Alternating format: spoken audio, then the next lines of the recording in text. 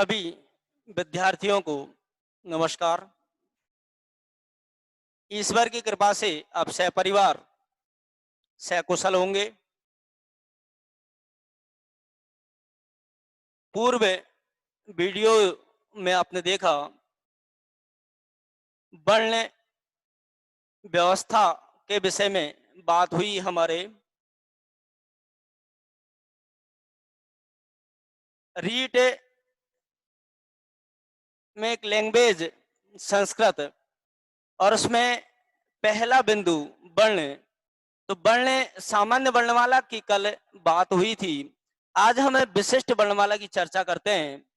पाणिनीय शिक्षायाम वर्णाः का स्थिति वर्तते कीदृशी स्थिति वर्तते कति वर्णाः भवन्ति इत्यस्य विषये वयम अधुना जानीमः।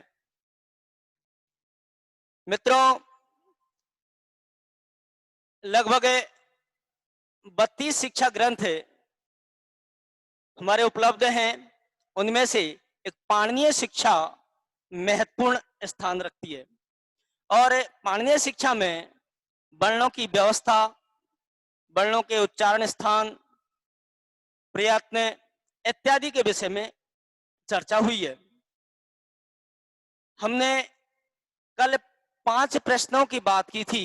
कुल मैंने मित्रों आपको पूर्व में बताया था कि मैं आपसे 17 प्रश्नों की बात करूंगा और प्राय आपसे पूर्व एग्जामों में भी यहां से ये प्रश्न आए हुए हैं और उम्मीद करता हूं कि आगे भी इन्हीं 17 में से आपको प्रश्न मिल जाने चाहिए। कल 5 प्रश्नों की बात हुई थी। पहला प्रश्न लिया था मित्रों हमने वृणोति वाङ्मयम् इति वर्णे हैं, यहां से प्रश्न बना था। दूसरा स्वयं राजन्ते इति स्वराः। तीसरा स्वरानुगम्यति इति व्यंजनानि। चौथा कादियो मा बसानाम स्पर्शः। और पांचवा था मित्रों आयोगवाः चत्वारः भवन्ति विसर्गः अनुस्वारः औपदमानीयम जिह्वामूल्यम च। अद्य वयम द्रक्ष्यामः है यतोहि पाणिनीय शिक्षायां कति वर्णाः भवन्ति के भवन्ति। अस्तु, तो आज हम देखेंगे मित्रों कि पहला प्रश्न तो यहां से यही बनता है कि पाणिनीय शिक्षा में कितने वर्ण होते हैं, कति वर्णाः भवन्ति। और ये रीट में, पिछली रीट में भी ये प्रश्न आया हुआ है कि पाणिनीय शिक्षायां कति वर्णाः भवन्ति और तत्र विकल्पे त्रिषष्ठी चतुष्षष्ठी एव।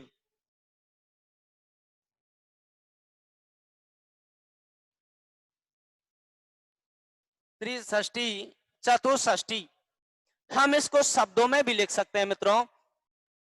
त्रिषष्ठी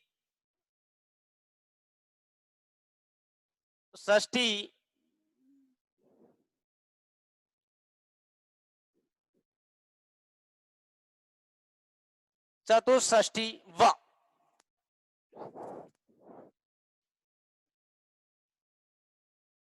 यूं भी हम कह सकते हैं, यूं भी हम लिख सकते हैं 63 64। पाणिनीय शिक्षायां कति वर्णाः भवन्ति त्रिषष्ठी चतुष्षष्ठी व। अब अगला प्रश्न आता है कि भाई 63 64 होते हैं, लेकिन वो कौन कौन से होते हैं, उनमें स्वर कितने हैं, व्यंजन कितने हैं और स्वर व्यंजनों के अतिरिक्त और भी कुछ है क्या। यानी पाणिनीय शिक्षा में वर्णों की क्या स्थिति है, इसके विषय में हम बात कर रहे हैं। और यहाँ हम देखते हैं, हम पूर्व में देख चुके थे सामान्य वर्णमाला में हमने देखा कि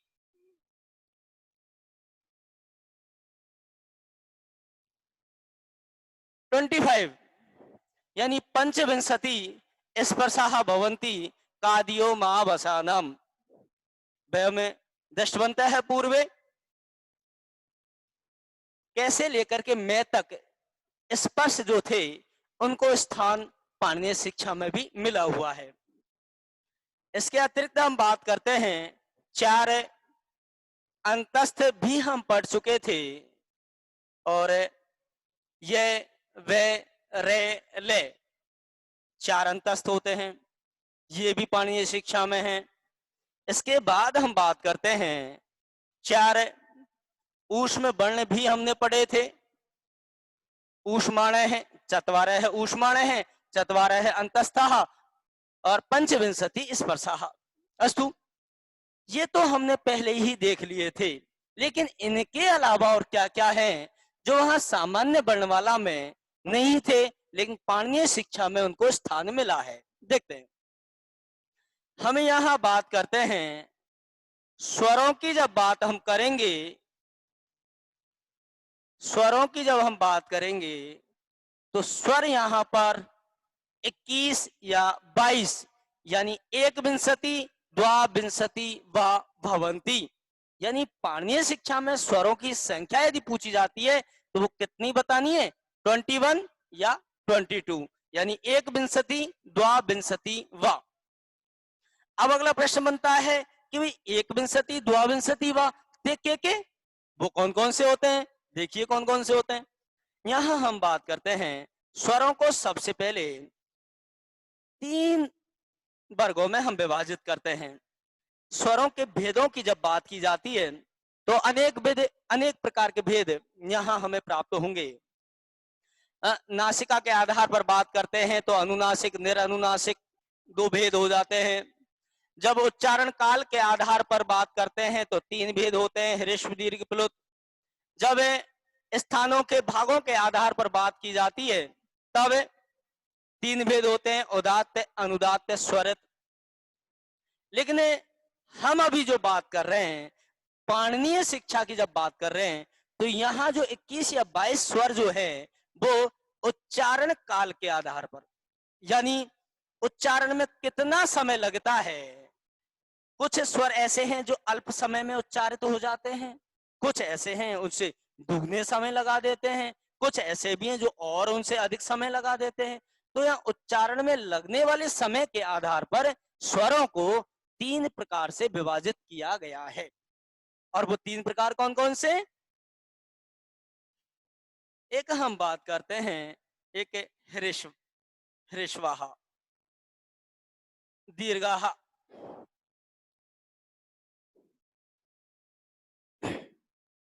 प्लुताः। ह्रस्वाः, दीर्घाः, प्लुताः।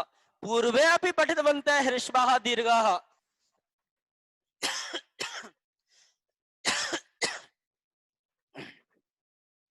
परं प्लुताः नूतनः वर्तते। आम पश्यन्तु, एक मात्रिक जो होता है उसको ह्रस्व कहा जाता है, यानी जिसमें कम समय लगे वो ह्रस्व, और ह्रस्व से दुगने समय में जो उच्चारित होता है उसको हम दीर्घ कह देते हैं, और उससे भी 3 गुना समय, यानी ह्रस्व से दुगने समय में उच्चारित होने वाले जो स्वर होते हैं वो प्लुत के अंतर्गत रखे जाते हैं। यानी इनको त्रिमात्रिक कहा जाता है, इनको द्विमात्रिक और इनको एक मात्रिक कहा जाता है। ह्रस्व और दीर्घ इन दोनों की लिपि होती है, जो कि हम देख चुके थे। क्या क्या देखा हमने है?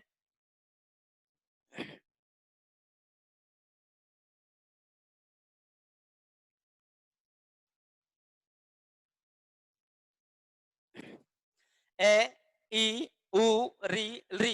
पूर्वे अपि दृष्टवन्तः वयं पञ्चाः ह्रस्वाः भवन्ति, दीर्घ 8 भवन्ति। आ इ उ रि ए ओ ऐ औ। एते 8 दीर्घाः भवन्ति। यानी मित्रों, ए का ही भेद आ होता है, ये दीर्घ होता है, और ई का दीर्घ बड़ी ई होती है, ऐसे ही ये। लेकिन री का कोई दीर्घ भेद नहीं होता, और इन चारों का कोई ह्रस्व भेद नहीं होता।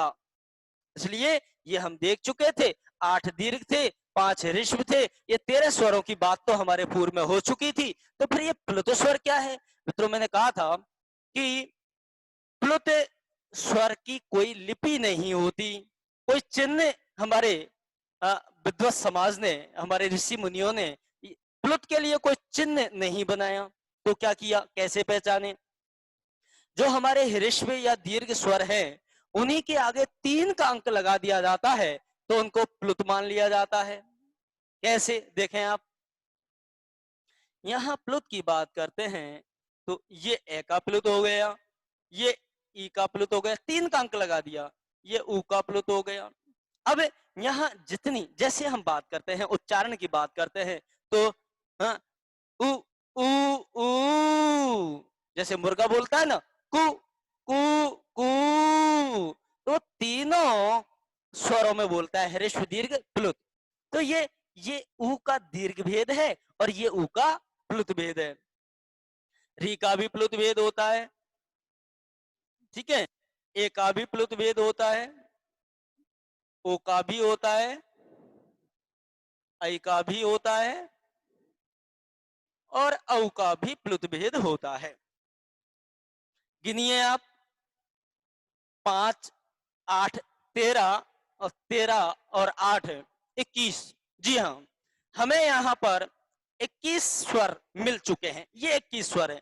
लेकिन फिर बात आती है कि 22 क्या है, फिर 22 कैसे हुए? जी हाँ, देखें मित्रों, री का कोई दीर्घ भेद नहीं होता है, लेकिन प्लुत भेद, प्लुत तो होता है।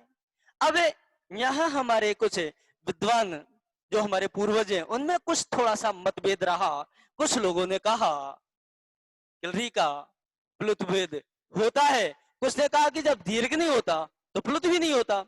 तो पहले हमारी संस्कृति इस प्रकार की थी, सभी लोगों की बात रखी जाती थी। तो महर्षि पाणिनि ने कहा, ठीक है, आप री का प्लुत भेद मानते हो तो अच्छी बात है, नहीं मानते हो तो भी कोई बात नहीं है। इसलिए इन्होंने इसको विकल्प में रख दिया मित्रों, री का जो प्लुत भेद कहा गया उसको विकल्प में रख दिया ये। और जब री का प्लुत भेद स्वीकार नहीं किया, तब तो संख्या 1 और जब री को का प्लुत भेद स्वीकार कर लिया गया, तब तब द्वाविंशति स्वराः इत्यत्र पाणिनीय शिक्षायां भवन्ति। अस्तु, पश्यन्तु, ह्रस्व दीर्घ प्लुत, ये जो 21 और 22 का जो अंतर आया है, यहाँ पर विकल्प आया है, इसी की वजह से यहाँ पर त्रिषष्ठी चतुष्षष्ठी की, यदि हम री का प्लुत भेद स्वीकार करते हैं तो संख्या कितनी होगी? चतुष्षष्ठी, 64 हो जाएगी। और यदि स्वीकार नहीं करें री का प्लुत भेद तो त्रिषष्ठी हो जाएगी। ठीक है, अस्तु, चलो बात करते हैं कि फिर इनके अलावा भी कुछ और है क्या? जी हाँ, पहले भी हमने बात की है, आयोग बाह्य, आयोग बाह्य 4 होते हैं, विसर्ग, अनुस्वार और पदमानियम, जिह्वा मूल्यम से, वो भी हम देखते हैं। उनको भी जब हमने रखा तो ये हमारे 4 आयोग बाह्य हो गए, जो हम देख चुके थे। एक विसर्ग था, एक अनुस्वार था, एक उपदमानी और एक जिह्वा मूल्य था। ये 4 आयोग बाह्य हो गए। अभी हम गिनते हैं तो संख्या यहां तक नहीं पहुंचती है, तो चलो आइए फिर और देखते हैं। यहां से थोड़ा और बढ़ते हैं हम, तो फिर 4 यमदूत और आ जाते हैं मित्रों। यमः, चत्वारः है यमः भवन्ति, ये नई चीज आपको देखने को मिली। यम क्या है? देखें मित्रों, इतना अपन को रीड के स्तर के अनुसार ज्यादा इसमें उलझना भी नहीं है, पर फिर भी मैं आपकी जानकारी के लिए बता दूं, ये यम जो होते हैं वो ऋक् प्रातिशाख्य के अंतर्गत आते हैं। जो वैदिक व्याकरण जो है, वैदिक व्याकरण को ही ऋक् प्रातिशाख्य कहा गया, और उसमें 4 यम थे। भाई इनका कार्य क्या है, ये कैसे है, इनका स्वरूप क्या है, इतना उलझना नहीं है। फिर भी बताता हूं कि किसी भी वर्ग का पहला, दूसरा, तीसरा, चौथा वर्ण के बाद किसी भी वर्ग का 5वां वर्ण आए तो प्रथम, द्वितीय, तृतीय, चतुर्थ को अनुनासिक द्वित्व कर दिया जाता है, और उस अनुनासिक द्वित्व को ही यम कहा जाता है। पर ये हमारे स्तर का मामला नहीं है। आगे कभी ऐसी आवश्यकता पड़ी तो फिर बात करेंगे आपसे। तो देखें 4 यम होते हैं, लेकिन ये प्रश्न तो बनता है कि 4 यम तो होते हैं, लेकिन वो होते कौन कौन से हैं? चलो आइए कौन कौन से होते हैं देखते हैं। यहाँ हम बात करते हैं जब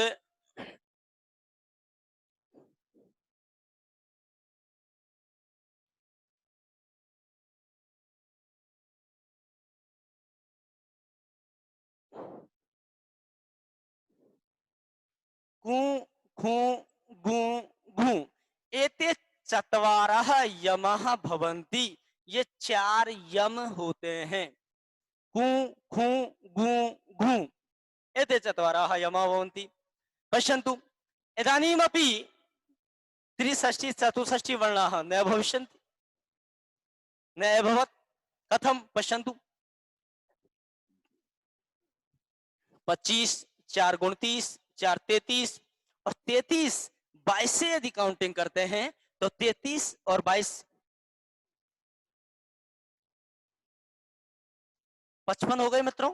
55 और 4 59 59 और 59 और 4 63। कब? जब 22 से काउंटिंग की। 21 से करेंगे तो 62। इसका मतलब एक अभी और होना चाहिए, और एक क्या है ये देखते हैं हम। यहाँ एक जो वर्ण है वो होता है उच्छिप्तम। उच्छिप्तम क्यों उच्छिप्त क्यों कहा गया? अरे उच्छिप्त इसका नाम है, इसकी संज्ञा है। क्योंकि जब इस वर्ण को कि होता कौन सा है, देखते हैं कौन सा होता है। इसकी जो लिपि होती है, ये इसकी लिपि होती है मित्रों।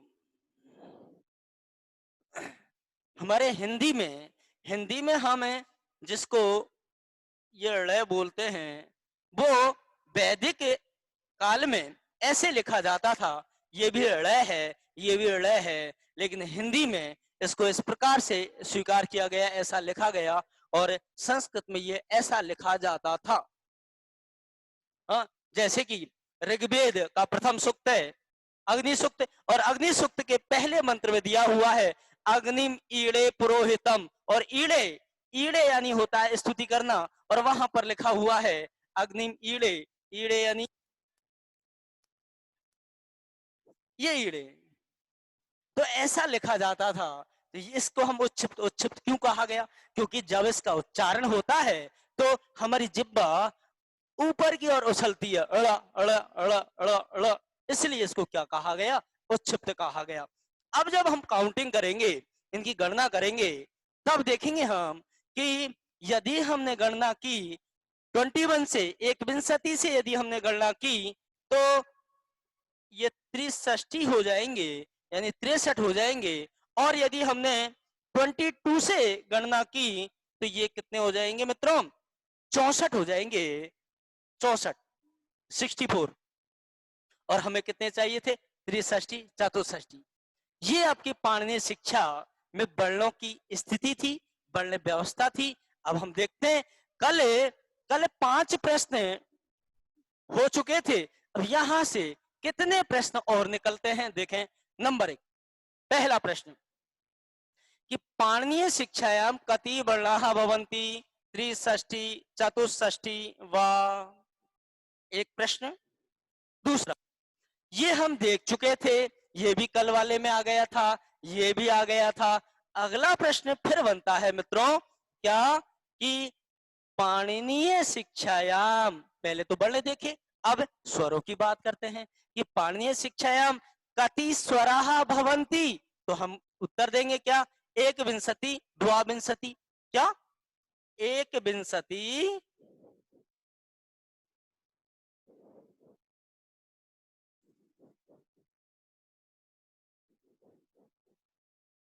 द्वाविंशति व एक विंशति द्वाविंशति व।